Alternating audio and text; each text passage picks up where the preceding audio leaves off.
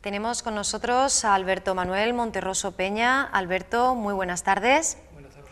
Bueno, hablamos un poquito de ti. Alberto, eres doctor en Filología Clásica, historiador, novelista, en concreto muy centrado en la novela histórica. Ahora hablaremos también de esto, especialista en el mundo romano y en el grecolatino, ¿verdad?, en general.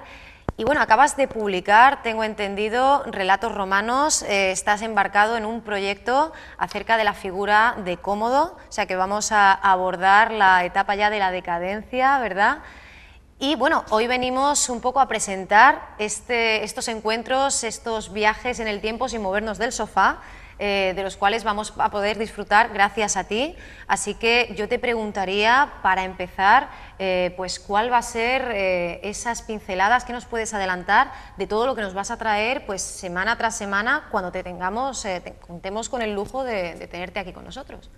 Pues yo creo que vamos a hacer una panorámica de los principales intelectuales, de las principales figuras de la Córdoba romana, sobre todo asuntos muy desconocidos para el público, ¿verdad?, y también incluso para muchos investigadores, ¿no? Hay detalles interesantísimos de personajes que, bueno, desde lo que es la fundación de la Córdoba romana por Claudio Marcelo en el siglo II a.C., hasta, por ejemplo, la dinastía de los emperadores béticos, que eran emperadores que procedían y que habían nacido, o bien eran oriundos de la actual Andalucía, y en los que, digamos que tuvo mucha importancia, ¿no?, el hecho de que los cordobeses apoyaran su entronización, ¿no?, el hecho de que pudieran acceder al poder. Cosas desconocidas, muy interesantes, personajes de los que hablaremos, por ejemplo, que apenas conocemos los cordobeses, como un cordobés que nació y murió aquí en Córdoba y vivió mucho tiempo en Roma, llamado Porcio Latrón, que era el mejor orador, estaba considerado el mejor orador de su época, y esto es muy importante porque es el mejor orador después de la época de Cicerón, en la generación inmediatamente después de Cicerón, que Cicerón ya sabemos que está considerado el mejor orador de todos los tiempos, ¿no?, y un gran estadista y un gran político. Y vamos a hablar, por ejemplo, del primer poeta romano, ahora que se aproxima, ¿verdad?, esta cosmopoética. Sí, estamos ahí. ya Bueno, pues hablar de poetas de Córdoba, pues deberíamos hablar del primero del que tenemos noticias, porque el primer poeta que se conoce de Hispania, ¿no?, y de Córdoba es Sextilio Ena. Sabemos que pudo nacer en torno al 100 a.C., pero seguro sabemos que estaba en los ambientes más selectos de Roma en el año 15 a.C. Hay una anécdota que tiene lugar en una especie de tertulia literaria en Roma. Estamos hablando de un primer poeta cordobés de hace más de 2000 años, ¿no?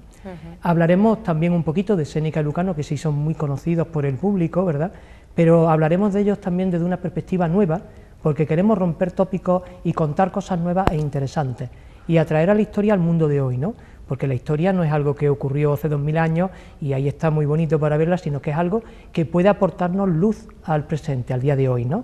Son otras formas de enfrentar problemas, de buscar soluciones. Pensemos que los cordobeses romanos de hace 2000 años se encontraban con problemas parecidos a los nuestros y tenían que darle solución, ¿no? Todos estamos hechos de la misma pasta, ¿verdad?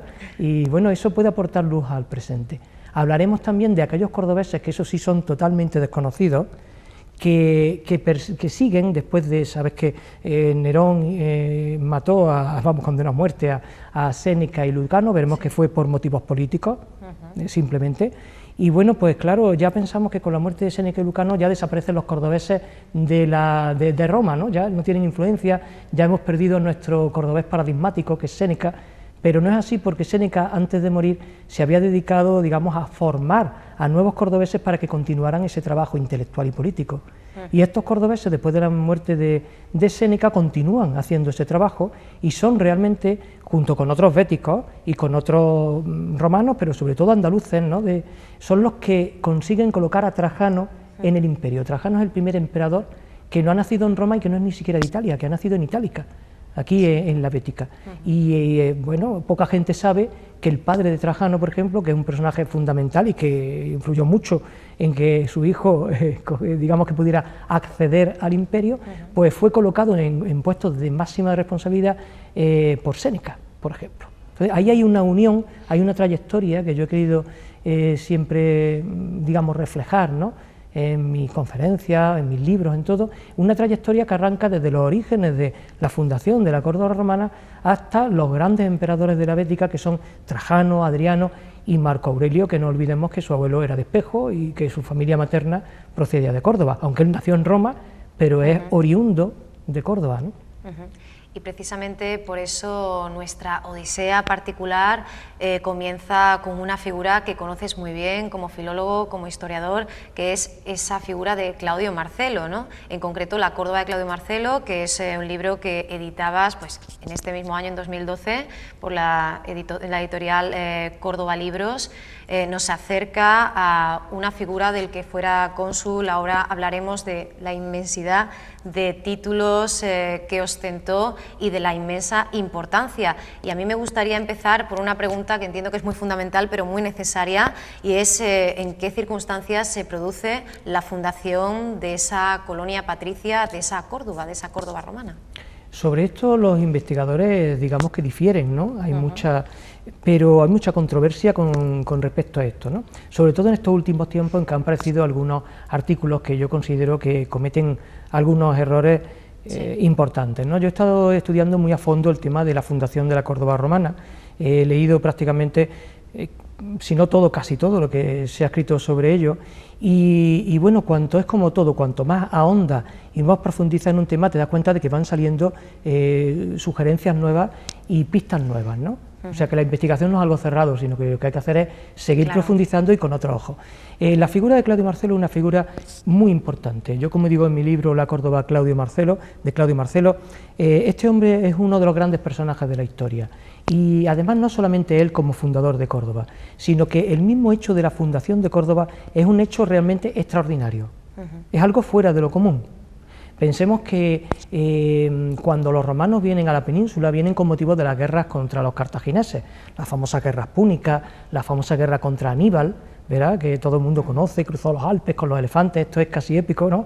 Sí. Cuando llegan los romanos llegan por motivo de esa guerra, y cuando llega Escipión, que llega en el año 218 a.C., desembarca aquí, desembarca en Ampuria, por la zona de Levante, en Cataluña, baja hacia el sur y bueno, toma Cartago Nova, que era la ciudad más importante de los cartagineses aquí, y es cuando entra en el valle del Guadalquivir. Y en ese momento él se enfrenta en Bailén con los cartagineses, los derrota, y es cuando por primera vez, avanzando, llega a las puertas de una especie de Córdoba que sabemos que había en lo que hoy es el Parque Cruz Conde, le llaman la Colina de los Quemados, y entonces sabíamos que había ahí un poblado ibérico. Ese es el primer momento en que los romanos llegan a Córdoba, y a partir de ahí empieza una historia interesantísima que hay que contar, ¿no?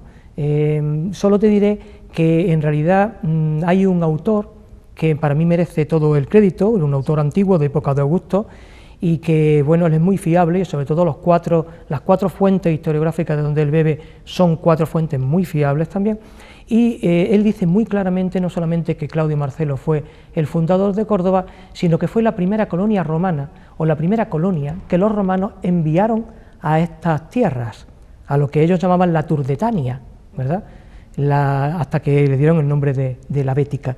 Y siendo la primera colonia, y la primera colonia que enviaron, lo que quiere decir realmente es que hay una intención muy clara por parte del Senado romano de buscar una ciudad que sea como una especie de foco de romanización, es decir, una ciudad que sirva para extender la cultura romana, las formas de vida romanas, la lengua, los usos, las costumbres, las leyes, el derecho romano, una ciudad que sea eso, ¿no?, como un centro, como un foco que irradie cultura y que romanice o ayude a romanizar a toda la península ibérica, ¿no? Y esa ciudad deciden que sea Córdoba. Bueno, y hemos hablado de romanizar, un proceso que, bueno, del que hemos oído hablar, pero que realmente muchos espectadores quizá no conozcan cómo se produce, en qué contexto esa particular romanización de la que sería capital de la Hispania ulterior, de Córdoba, que termina incluso asumiendo ese nombre, ¿no?, de Córdoba, lo cual ya nos da a entender que no estamos hablando sencillamente de una invasión, sino que existió, ¿no? Hubo una coexistencia, una convivencia y hubo incluso una retroalimentación, ¿no? Efectivamente, eso es algo realmente muy interesante, mientras que, bueno, todos tenemos constancia de que, sobre todo por las películas de romanos, ¿verdad?, los romanos llegan a sangre y fuego. Sí. Es verdad que en algunos lugares fue así. En Córdoba no, en Córdoba cuando ellos llegan a estas tierras se encuentran pues con otro gran personaje, ¿no?, que es Escipión. Al igual que Claudio Marcelo, muchos años después, Escipión es otro gran personaje de la historia, porque los grandes personajes de la historia, los grandes políticos, los grandes estadistas, son aquellos que saben negociar, son aquellos que controlan la opinión pública, que saben publicitarse bien y que saben conseguir sus objetivos sobre todo por el diálogo, y es lo que hace Escipión. Escipión ya llevamos muchos años, y también su tío y su padre, antes que él, que murieron en la guerra, y bueno, de los que él aprendió muchísimo, porque Escipión es como todo, ¿no?, él aprende mucho de los errores de sus antecesores, ¿verdad? Bueno, pues ellos ya habían empezado a hacer una política, digamos, pacifista, de intentar atraerse a los indígenas, ¿no?, de intentar ofrecerles una alternativa mejor que la que tenían con los cartagineses. Entonces los cordobeses se dan cuenta inmediatamente de que la actitud de Escipión es esa y deciden colaborar con él. Hay una especie de encuentro pacífico, ¿no?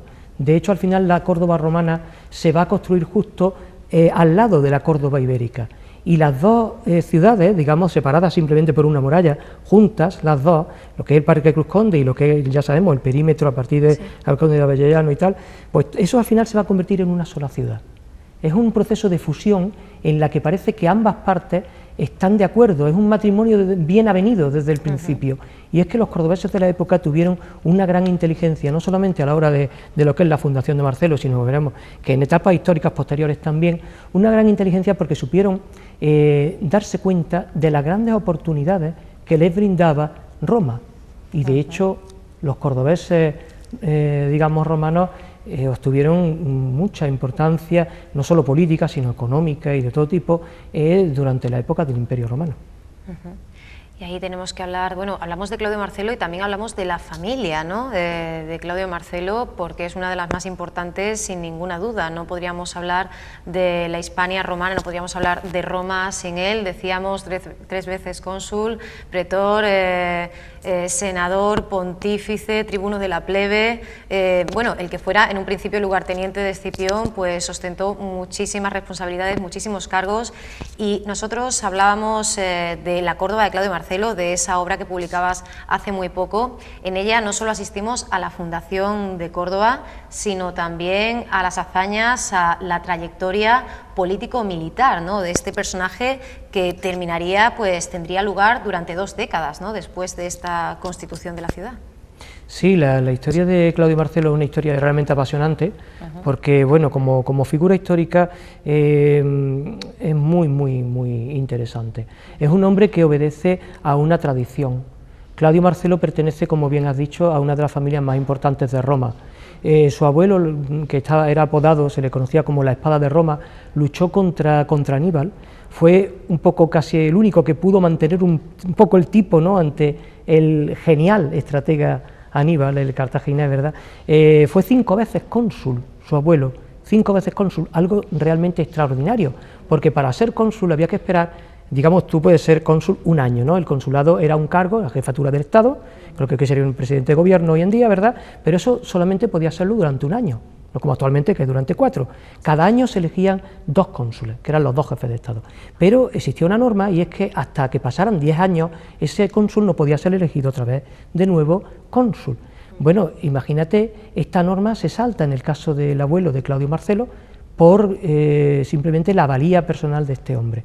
Él defendió algunas ciudades romanas con éxito frente a Aníbal, se enfrentó a él y justo en su 5º consulado cayó en una trampa que le tendió Aníbal, que era un estratega, como ya hemos dicho, descomunal, y bueno, pues murió en esa celada que le tendió el pérfido Aníbal, como dicen los romanos.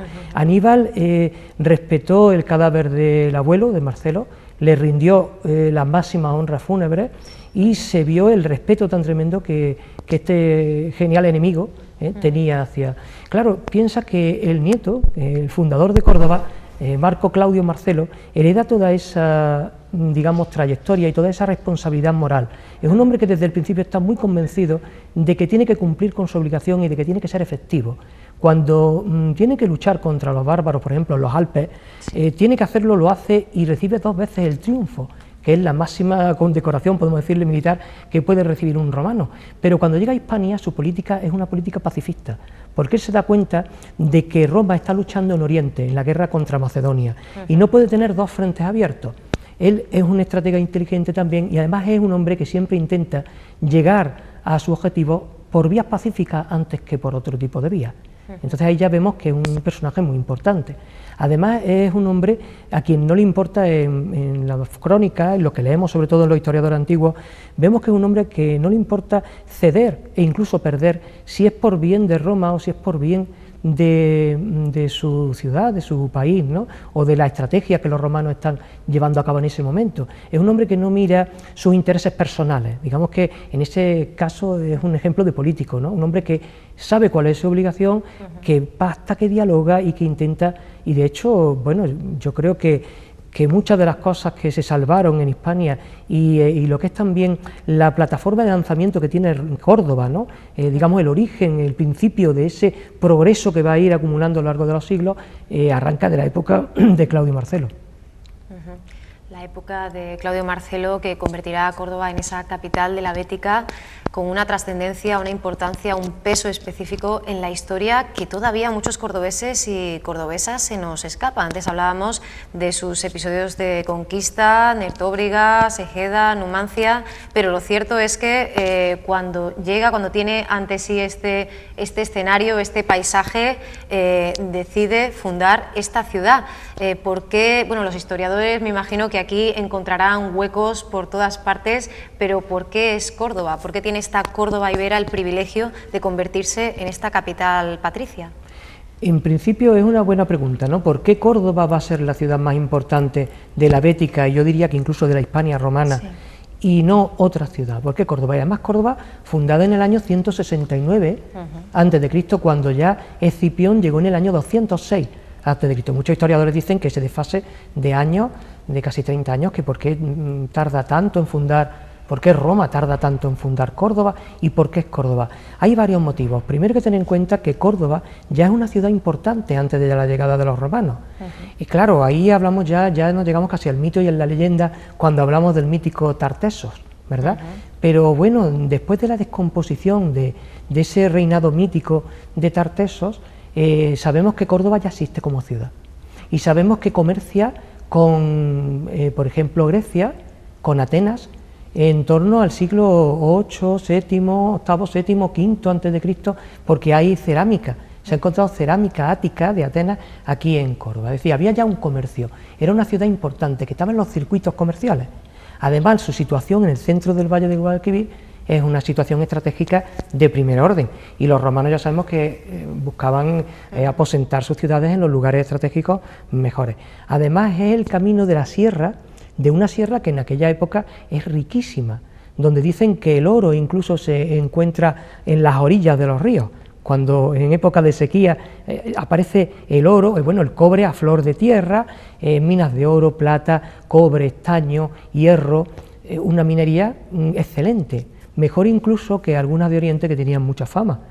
Claro, y el camino por donde tú puedes extraer todo ese metal y todos esos metales preciosos de la tierra y conducirlos a un río, el Guadalquivir, que luego va a conectar, es como una especie de autovía que conecta con el mar en su desembocadura y que te lleva a Roma, pues el sitio estratégico, el camino obligado, de paso obligado, es Córdoba, ¿no? Entonces, por razones, digamos, culturales, porque es una ciudad ya importante, decían los poetas cordobeses, Estilio Ena, por ejemplo, que hemos hablado de él, y Estatorio Víctor, decían que en Córdoba existían ya leyes escritas con 6.000 años de antigüedad. Sabemos que no son 6.000 años porque, claro, hay que ver cuántos meses tenía el año. Por ejemplo, en aquella época el mes egipcio tenía 4 meses, entonces, bueno, no son 6.000 años, pongamos que son 1.000 años o 1.000 y pico de años, pero leyes escritas en verso, con una antigüedad nada más que de 1.000 años antes de la llegada de los romanos, ya es algo culturalmente importantísimo. Culturalmente y luego, como hemos dicho, el punto de vista estratégico. Y yo creo que esos dos detalles, la cultura y el lugar de las riquezas, digamos, de la ciudad, tanto a nivel de aceite de oliva, que entonces era muy explotado, y hay que pensar además que el aceite de oliva cordobés era el mejor del imperio, y el aceite de oliva cordobés no solamente se usaba para comer, sino que también se usaba pues como cosmético, y además pensemos que en aquella época no había luz eléctrica. La luz eléctrica era un candil, una lucerna, de donde viene luz, que se alimentaba de aceite de oliva. Entonces digamos que el aceite de oliva es como el petróleo de la antigüedad. Sí. Por eso Córdoba en esta época, bueno, pues es una ciudad riquísima y culta. Por eso los romanos deciden expresamente enviar una serie de senadores, ciudadanos romanos, desde Roma para fundar Córdoba, la ciudad elegida.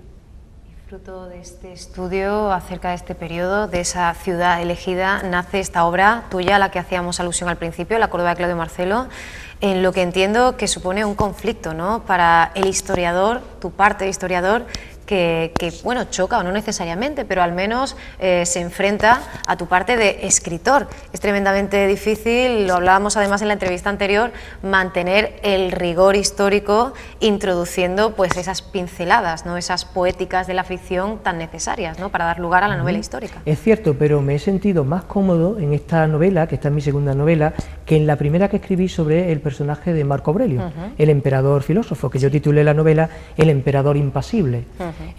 Claro, con el emperador impasible, con Marco Aurelio, yo contaba con una documentación extraordinaria.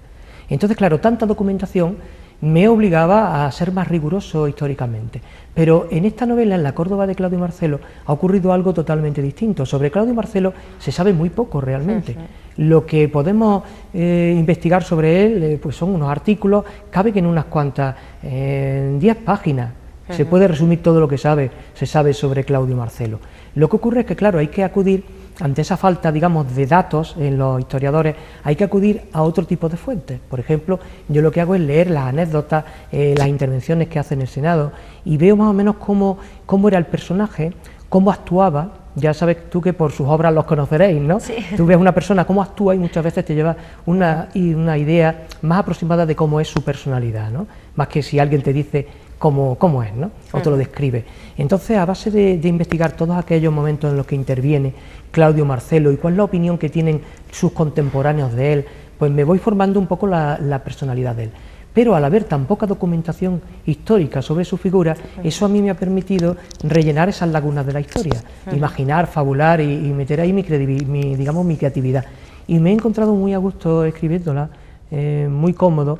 He encontrado personajes reales que he respetado su personalidad y digamos que lo que aparece históricamente es correcto, pero luego he añadido otros ficticios que le dan también una intriga a la novela, que es una novela muy cortita, son 140 páginas me parece, pero hay algunos personajes muy potentes que incluso han ido tomando cuerpo conforme iba avanzando la novela. Yo no pensaba que dos personajes ficticios fueran a ser al final tan completos, tan redondos, ¿verdad?, como al final creo yo que han salido. Y claro, pues esa falta de documentación me ha permitido rellenar. Y ahí no he encontrado conflicto, porque digamos que lo histórico se respeta, pero ante la falta de datos, pues me he permitido el lujo de inventar intrigas y de inventar situaciones. Manteniendo la verosimilitud, que es la clave, que ha sido pues el motivo de que esta novela haya sido tan aplaudida, tan seguida, y lo podemos ver en los foros de internet, podemos ver como muchísimos otros historiadores, muchísimos escritores han disfrutado mucho con esta Córdoba de Claudio Marcelo. Bueno, se nos acaba ya el tiempo, Alberto, estábamos aquí embelesados escuchándote, y bueno, me gustaría que diéramos de alguna forma el pie o el anticipo de lo que nos encontraremos dentro de un par de semanas, cuando volvamos a tener aquí una cita con la Córdoba romana de la mano de Alberto Manuel Monterroso Peña. Vamos a hablar de los 4 primeros siglos de la Córdoba romana. Hoy hemos estado hablando un poco sobre Claudio Marcelo, el fundador. De los 4, de los 7 totales, elegiremos los 4 primeros, ¿no? Exactamente, los 4 primeros que son más ricos, sí. Hay mucha más información y hay personajes de primera magnitud. Entonces, en el próximo programa vamos a hablar, por decirlo así, del primer desembarco de cordobeses en Roma, de aquellos primeros cordobeses, pero ya organizados. Sobre todo a la cabeza irá Séneca el Viejo, el padre de Séneca, que apenas es conocido y es un personaje importantísimo, no solo un intelectual de primera categoría, elogiado en la Roma de su época, sino también un hombre que conocía pues a todos los intelectuales y los políticos importantes de Roma en aquellos momentos. Un hombre que nace y muere en Córdoba y que bueno, pues tiene una importancia enorme. Ese primer desembarco lo encabeza él como punta de lanza, también su amigo Porcio Latrón, el mejor orador de Roma, como hemos dicho antes.